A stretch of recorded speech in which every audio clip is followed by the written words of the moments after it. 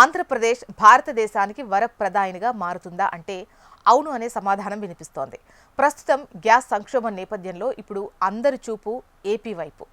ఆంధ్రప్రదేశ్లో పెద్ద మొత్తంలో గ్యాస్ నిల్వలు ఉన్నాయని దశాబ్దాలుగా వార్తల్లో కథనాలు వస్తున్న సంగతి మనందరికీ తెలిసిందే కదా.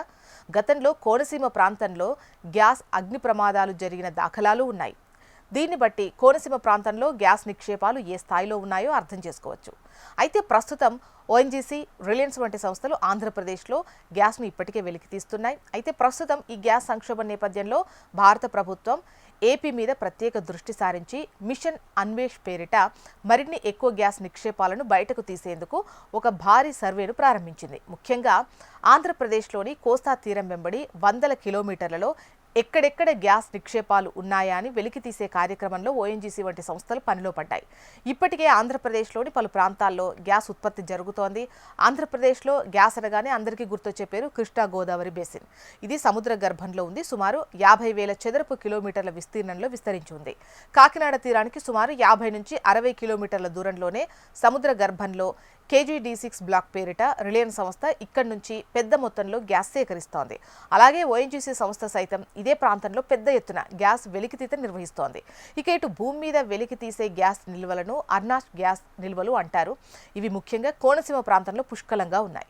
గోదావరి డెల్టా ప్రాంతమైనటువంటి కోనసీమలోని అమలాపురం, రాజోలు, పాసర్లపూడి వంటి ప్రాంతాల్లో దశాబ్దాలుగా ఓఎన్జీసీ గ్యాస్ను వెలికితీస్తున్నారు.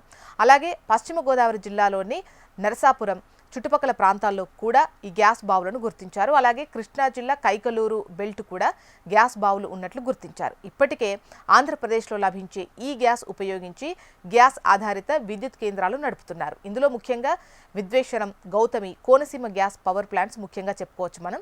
అలాగే కాకినాడలోని నాగార్జున ఫర్టిలైజర్ సంస్థ కూడా గ్యాస్ ముడి సరుకుగా ఉపయోగించి ఎరువుల కర్మాగారం నడుపుతోంది. ఇక సిటీ గ్యాస్ డిస్ట్రిబ్యూషన్ కంపెనీ వారు వంట గ్యాస్, అలాగే వాహనాలకు సరఫరా చేసే CNG గ్యాస్ ఇక్కడి నుంచి తయారు చేస్తున్నారు. భవిష్యత్తులో కాకినాడలో LPG అలాగే LNG టెర్మినల్ నిర్మాణం కూడా జరుగుతోంది. ఇవి గనక పూర్తయితే దేశీయ అవసరాలకు మాత్రమే కాదు, ఇతర దేశాలకు కూడా గ్యాస్ ఎగుమతి చేయగలిగే సామర్థ్యం మన దేశానికి వస్తుంది. తద్వారా భవిష్యత్తులో గ్యాస్ సంక్షోభం నుంచి మన దేశం బయటపడేందుకు కృష్ణా గోదావరి బేసిన్ ఒక ముఖ్యమైన జీవనాడిగా మారే అవకాశం ఉందని నిపుణులు అంచనా వేస్తున్నారు.